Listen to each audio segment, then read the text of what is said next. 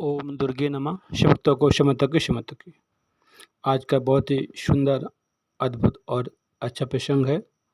व्यास जी ने नारद जी से पूछा, इस ब्रह्मांड की रचना किसने की, एक ने या अनेक ने। बहुत ही सुंदर प्रश्न है, व्यास जी ने नारद जी से किया।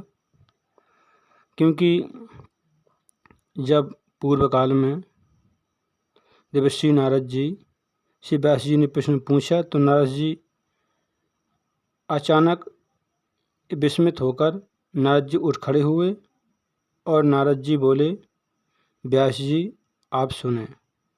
पूर्व काल में किसी समय मैंने शांत सर्वज्ञता और वेद विद्वानों में श्रेष्ठ नारद मुनि जो गंगा के किनारे पर विद्यमान थे, मुनि को समाज में बैठे हुए थे, मुनियों को देखकर मैं प्रसन्न हुआ और प्रसन्न होकर मुनि के चरणों पर गिर पड़ा।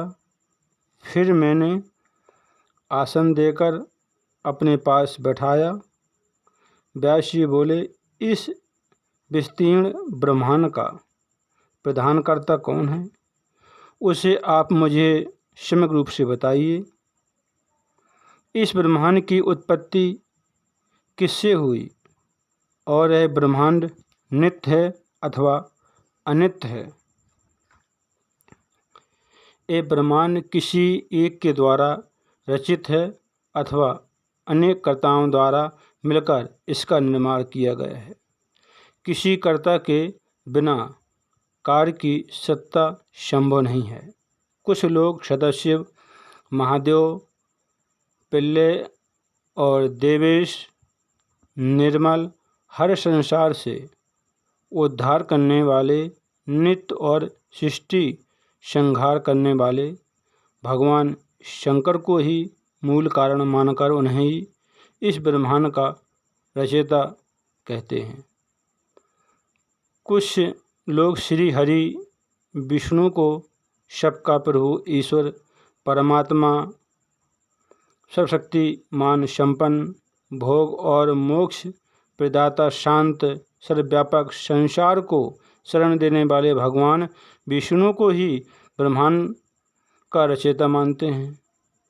अन्य लोग ब्रह्मा जी को सृष्टि का कारण, सर्वज्ञ, सभी प्राणियों का प्रवर्तक, चार मुख वाला, सूर्यपति विष्णु के नाभि कमल से उत्पन्न, सभी लोकों की रचना करने वाला और सत्यलोक में निवास करने वाला ब्रह्मा जी को मानते हैं।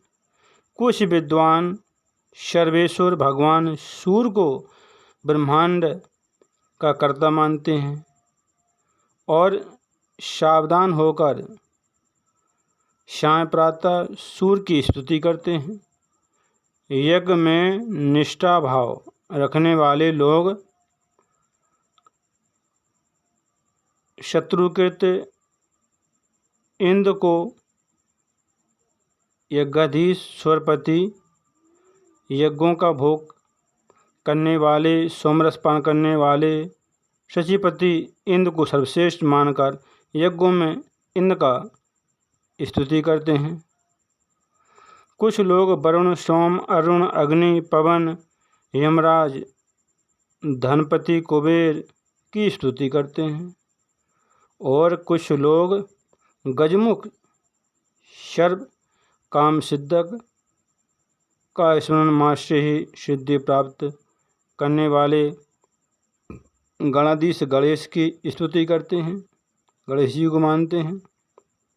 कुछ आचार्य भवानी को ही सब कुछ देने वाली आदि माया, महाशक्ति, पर प्रकृति कहते हैं।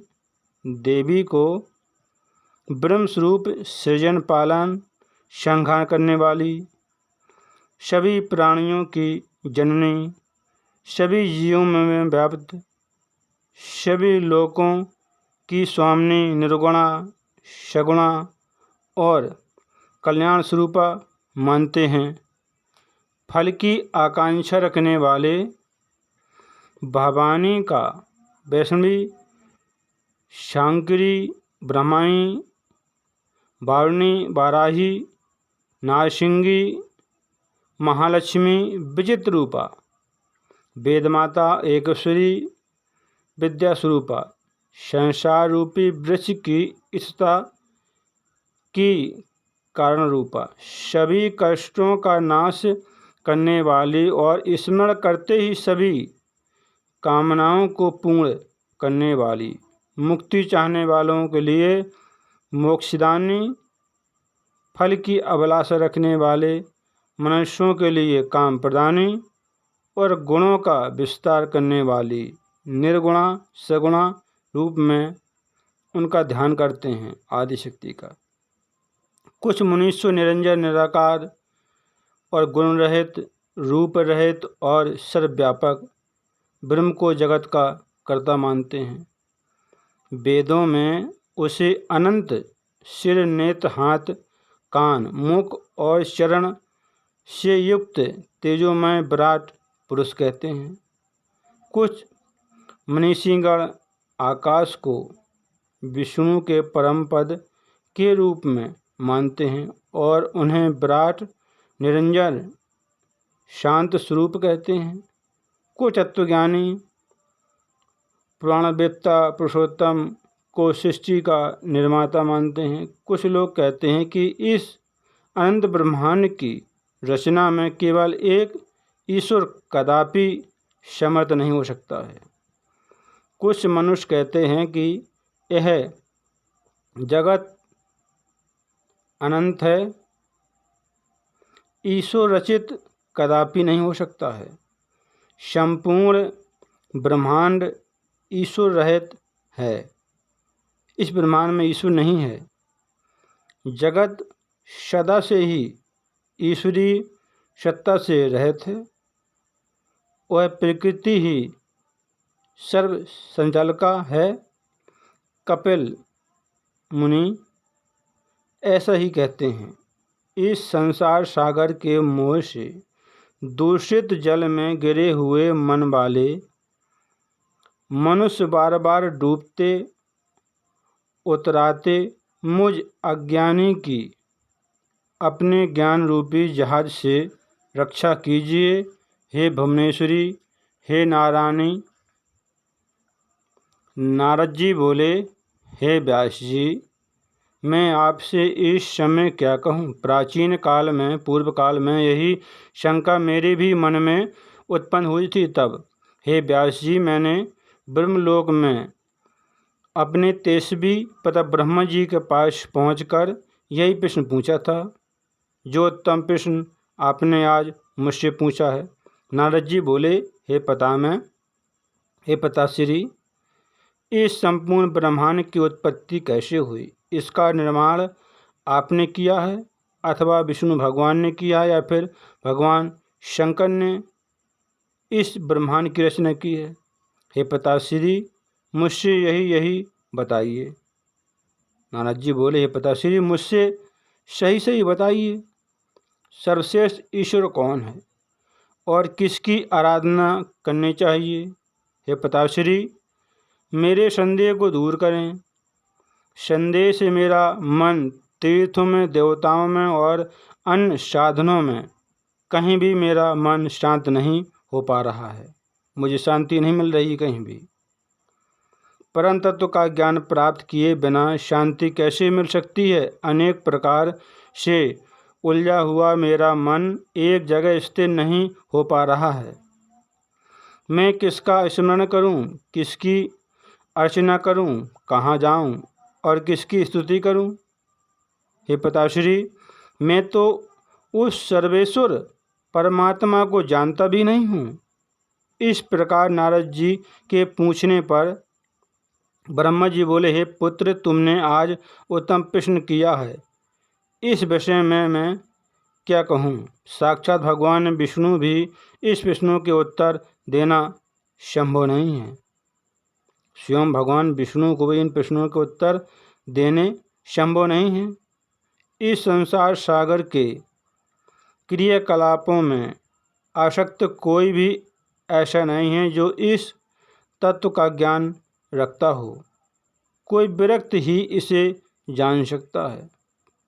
पूर्व काल में प्रलय होने पर प्राणियों के नष्ट हो जाने पर मात्र पंच महाभूतों की उत्पत्ति होने पर मैं कमल से उत्पन्न हुआ था।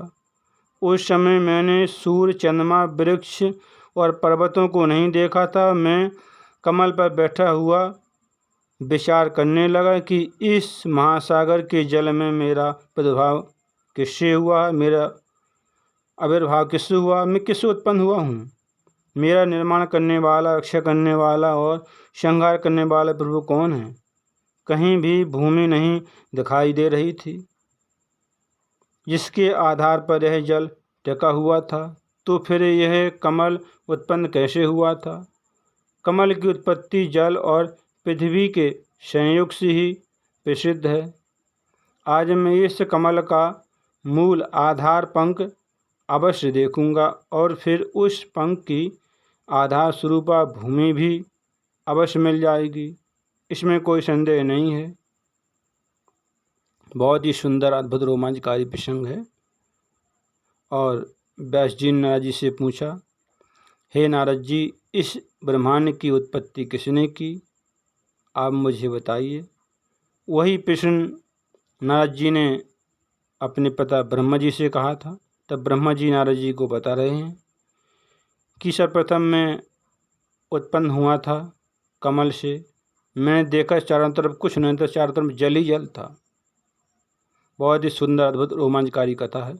कथा को सुनते रहें, काम करते रहें, मैया का नाम जपते रहें, सत्य को क्षमता।